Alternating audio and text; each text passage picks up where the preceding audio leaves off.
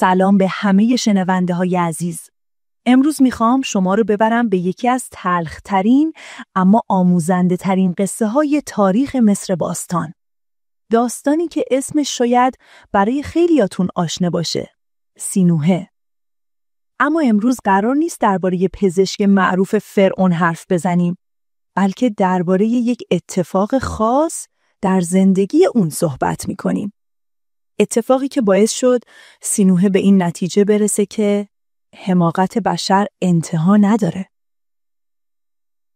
شبی از شبای مصر باستانه. سینوحه کنار رود نیل نشسته، در مستی و خستگی شب چشماش رو میبنده و به خواب میره. صبح که بیدار میشه با صحنه‌ای روبرو میشه که قلبش از ترس وای میسته. مردی جلوی او وایساده، اما نه یک مرد معمولی.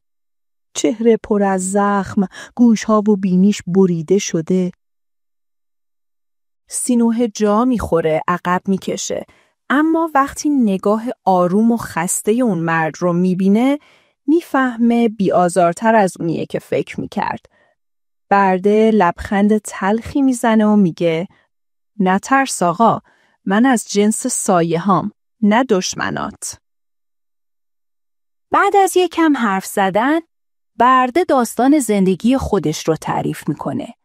روایتش حکایت همه مظلومان تاریخه. میگه من روزی مرد آزادی بودم. یه همسر زیبا داشتم، یه دختر جوون و مزرعه کوچک و پربرکت کنار زمینهای بزرگ یکی از اشراف. اما یه روز اون مرد اشراف زاده با رشوه دادن به مامورای فرعون زمین منو به اسم خودش زد.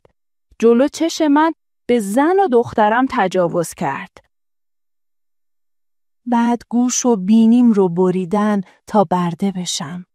منو فرستادن معدن، سالها کار اجباری، گرسنگی، بیرحمی. از زن و دخترم خبر ندارم. شاید فروخته شدن، شاید مردن. اما یه چیز رو شنیدم، اون اشراف زاده مرده. حالا اومدم بدونم خدایان درباره اون چی نوشتن. برده از سینوحه خواهش میکنه تا باهاش بره به شهر مردگان، همون جایی که قبر اشراف زادگان مصر کنار هم ساخته شده. میخواد کسی که سواد داره نوشته های روی قبر رو براش بخونه. سینوحه قبول میکنه. هر دو در دل رود نیل راه میافتن به سمت مقبره با شکوه با دیواره‌هایی از سنگ و طلا، جایی که فرعونها و اشراف در گورهایی پر از جواهر و مجسمه دفن میشدن. وقتی به قبر میرسن، برده زانو میزنه. سینوحه با مشعلش به سنگ نوشته نگاه میکنه و با صدایی محزون شروع میکنه به خوندن. او انسانی شریف و خوبی بود که همیشه به فقرا کمک میکرد. ناموس مردم پیش اون در امان بودند. زمینهای خودش رو بین فقرا تقسیم میکرد و الان پیش خدای بزرگ مصر آمون در سعادت ابدی هستش. در این لحظه برده سرش رو پایین میندازه، اشک میریزه و زیر لب میگه پس اون مرد چنین انسان پاک و خوبی بوده؟ من اشتباه میکردم. درود خدایان بر اون باد. ای آمون بزرگ، منو به خاطر افکار پلیدی که نسبت به این مرد داشتم ببخش. سینوحه جا میخوره. باورش نمیشه. با خودش میگه چطور ممکنه؟ چطور انسانی که بدترین ظلم‌ها رو دیده هنوز در برابر دروغ سنگ سر تعظیم فرود میاره؟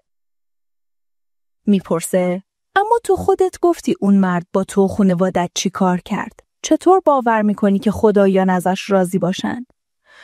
برده نگاهی آروم اما خسته بهش میندازه و جمله‌ای میگه که قرنها بعد هنوز توی تاریخ مونده.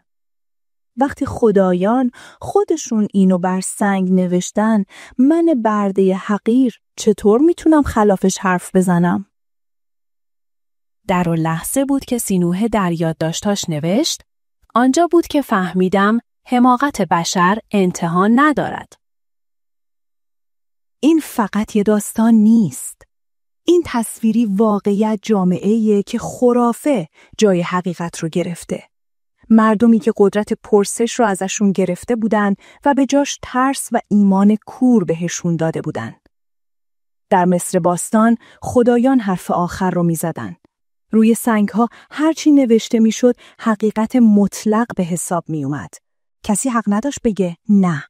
نه به فرعون، نه به کاهنان، نه حتی به دروغایی که روی قبرها حک میشد. در واقع کتیبه ها و نوشته های قبر ابزار قدرت بودند.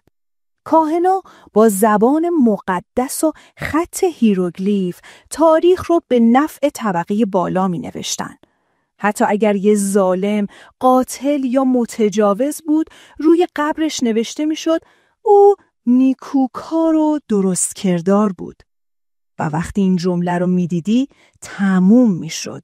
چون خدایان گفتن و چه کسی می تونست با خدایان مخالفت کنه؟ حتی قربانی ها هم در برابر دروغ‌های مقدس زانو می زدن. تصور کن مردی همه چیزش رو از دست داده. خانواده‌اش، آزادیش، حتی چهرهش. اما وقتی دروغی مقدس بر سنگ میخونه، ایمانش رو به حقیقت خودش از دست میده. این یعنی قدرت خرافه. خرافه فقط یک باور ساده نیست. یه سازوکار روانی و اجتماعیه که مانع فکر کردن آدم میشه. اگر به تاریخ نگاه کنیم، خرافه همیشه ابزار کنترل بوده.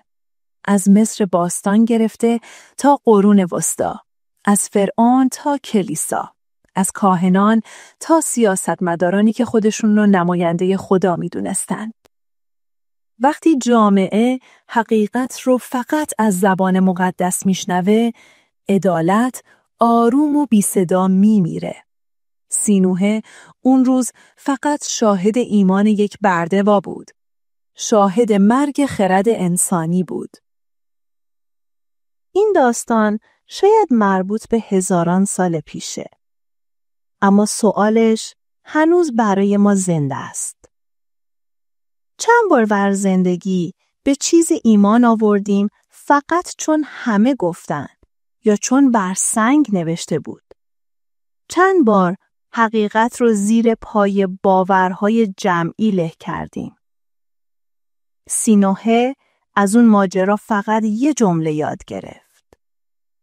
اگر انسان فکر نکنه، هیچ خدایی نجاتش نخواهد داد.